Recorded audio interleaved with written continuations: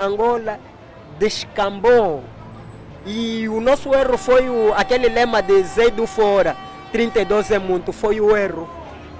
Foi o erro. Nós só estávamos focados numa pessoa, enquanto que o Zé Eduardo era um escravo dentro do regime autocrático que é o MPLA. O grupo que capturou o Estado em Angola jamais mudará. Eu acho que quem defende a reforma do regime angolano ou beneficia do regime ou é um ingênuo. Angola está no precipício. Quer dizer, a luta na qual eu, enquanto Nicola, participei, e me sinto grato e lisonjeado por fazer parte daquele grupo dos 15. Sinto mesmo orgulho. Mas o quê? Para dizer o quê? Angola não mudou.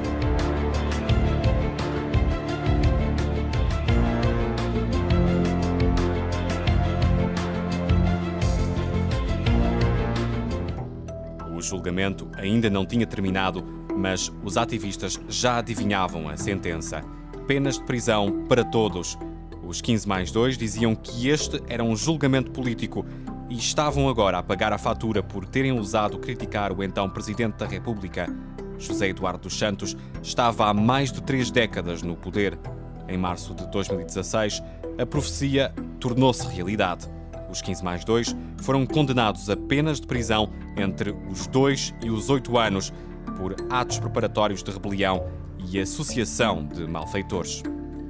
Domingos da Cruz foi quem recebeu a maior pena de prisão, 8 anos e 6 meses. Foi Domingos da Cruz que escreveu o livro Ferramenta para Destruir o Ditador e Evitar uma Nova Ditadura, que os 17 jovens debatiam todos os sábados.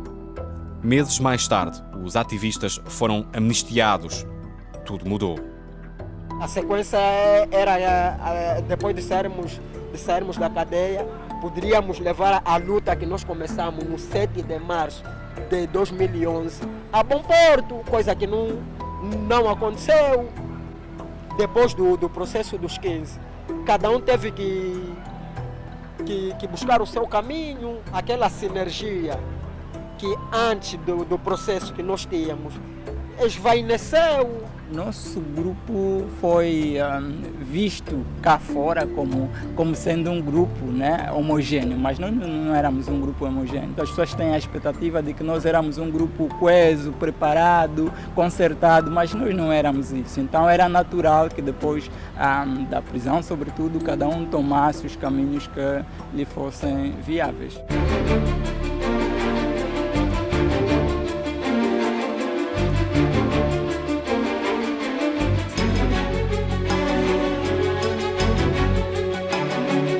Os problemas continuam em Luanda.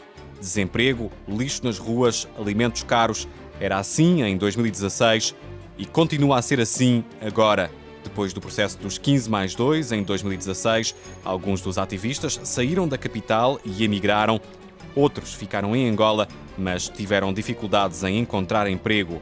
Um dos ativistas, Nuno Dalla, tornou-se deputado pela lista do maior partido da oposição, a UNITA. Há muitas diferenças. O ativista luta fora das instituições. O político luta dentro das instituições do Estado. Outra diferença é que o ativista possui recursos privados para poder financiar as suas atividades. O político tem recursos colocados à sua disposição para poder fazer o seu papel.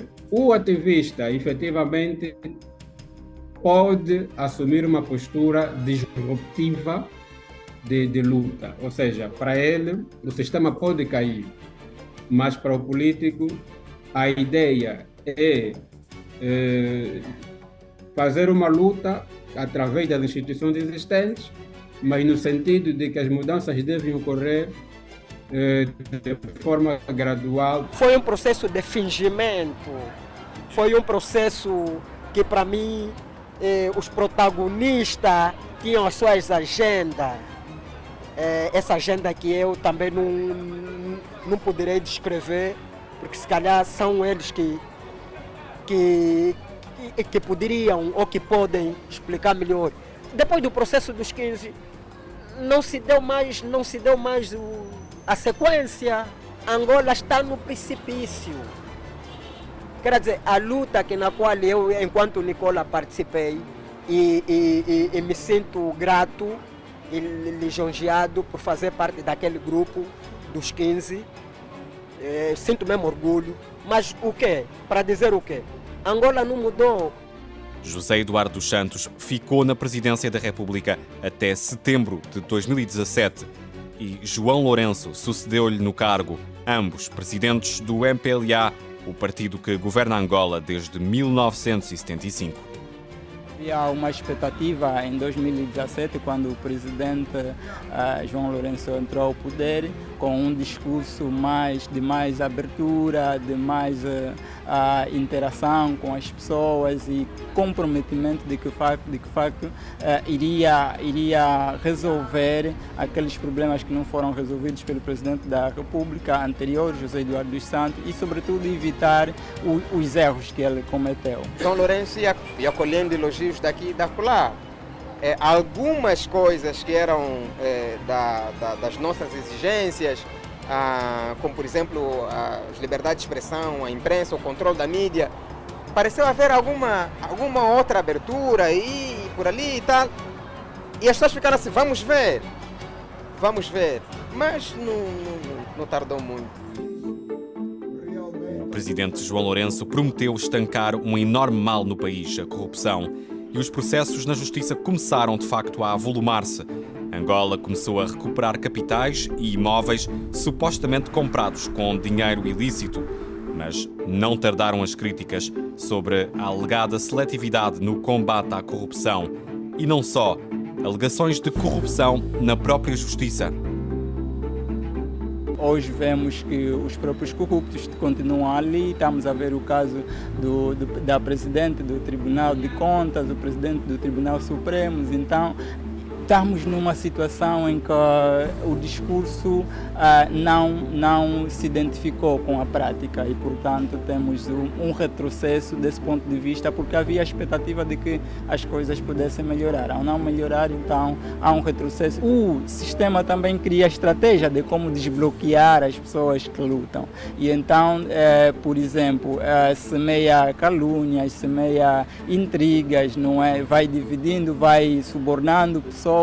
Então, nós temos aqui uma força muito grande que é suportada pelo Estado, que também luta para que, de facto, o movimento social ou a cidadania não seja, de facto, elevado. Não existe sociedade civil que defende o povo. Existe sim sociedade civil que defende o seu bolso, ter um Lexus na garagem, ter um apartamento e ter um emprego de milhões. A sociedade civil em Angola é do escritório. Ficam lá nos Facebook.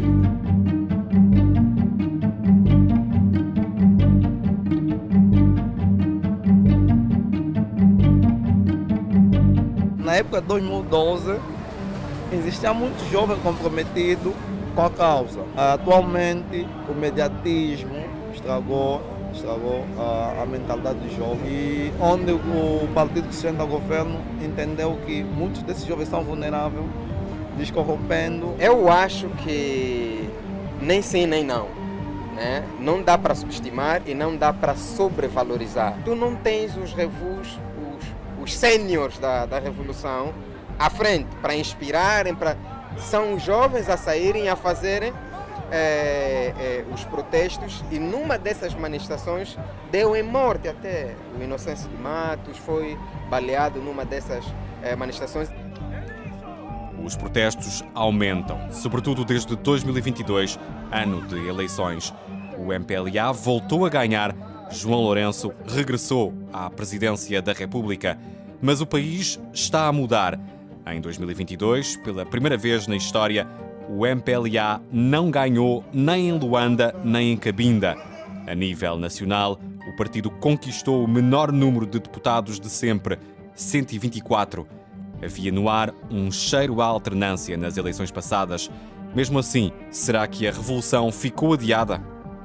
O nosso trabalho foi tão impactante que a ideia da alternância nunca teve tanta adesão como teve dessa vez, em 2022. A decepção também teve um estrago muito grande. A alternância, ao não ter se concretizado, deu numa crise muito grande. Eu acho que é um barril de pólvora há muitos anos e a cada pequena coisa que vem acontecendo, vem agravando essa situação de pressão. Por isso é que eu digo que de um instante para o outro, estou a dizer que não estão prontos, que a gente vê manifestações, não diria todas as semanas, mas com muita regularidade, muito mais do que no tempo de Zé Eduardo. Eu acho que ninguém, na sua sã consciência, veja que a coisa desemboca para a violência. Mas quem provoca a violência é quem mete a bota na garganta do povo em permanência e o asfixia todos os dias. Um dia vai haver uma reação. Não sei se um dia vou conseguir viver nesse país que eu sonhei, ou meus filhos vão viver. Nós estamos a andar os dois juntos, corrupção e incompetência. No hospital público é mais importante em dar assistência a alguém que vai pedir um primeiro socorro, em vez de primeiro pedir o dinheiro. Está interligado em incompetência e corrupção, mas a corrupção nos corroeu a alma.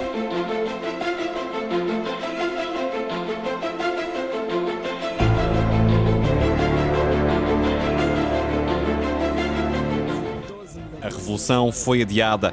Pode ser que sim, mas as reuniões dos ativistas e o julgamento dos 15+2 semearam algo maior, segundo Nuno Dalla. A porta ficou aberta. O poder passa para as mãos daqueles que efetivamente protestam, que lutam contra o sistema. Sempre fui contra golpe de Estado. Escrevi de forma abundante sobre as desvantagens dos méritos e dos deméritos de golpe de Estado. O próprio Domingos também escreveu muitas vezes sobre os méritos e deméritos dos golpes de Estado, e cada um ao seu estilo chegou à conclusão de que não era o caminho para Angola. Havia mais risco de o poder passar de mãos, mas ir para mãos de pessoas do mesmo grupo, portanto, seria a mesma coisa que nada. Então, houve sim essa interrupção de um projeto que estávamos a construir, mas o regime, ao fazer isso, ao interromper um projeto acabou por dar valor ao que estávamos a fazer, acabou por mobilizar a juventude, acabou por mobilizar a sociedade toda. As grandes transformações têm sempre pequenos começos e às vezes começos inocentes. Eu acho que o processo democrático de transformação da Angola e da África de uma forma geral vai exigir muito trabalho, muito esforço, muita entrega e muita dedicação. E coisas inocentes como aquelas que começaram no dia 7 de março, acho que é o ponto de partida. Nós temos estado a pregar desde que se assinou a paz o conceito e o objetivo da reconciliação nacional, e eu creio que com a queda do MPLA, efetivamente, aliás, um dos motivos que faz o MPLA preferir assumir posturas musculosas é a falta de garantia, ou melhor, a falta de crença do MPLA na existência de garantias de que ao sair não será efetivamente ilegalizado, por exemplo, e que os seus líderes, o seu patrimônio, não acabarão trucidados pelo novo poder. O grupo que capturou o Estado em Angola jamais mudará. Eu acho que quem defende a reforma do regime angolano ou beneficia do regime ou é um ingênuo. E não vejo outro caminho para a transformação da Angola que não seja uma revolução popular. E, por outro lado, é preciso que o povo tenha consciência de que a comunidade internacional está ao lado do MPLA e não ao lado do povo. Esquecer a oposição política, que é também um obstáculo para a transformação da Angola. Eu pertenço à rua, a minha organização é rua. Quando alguém dizer temos manifestações, eu estarei lá presente.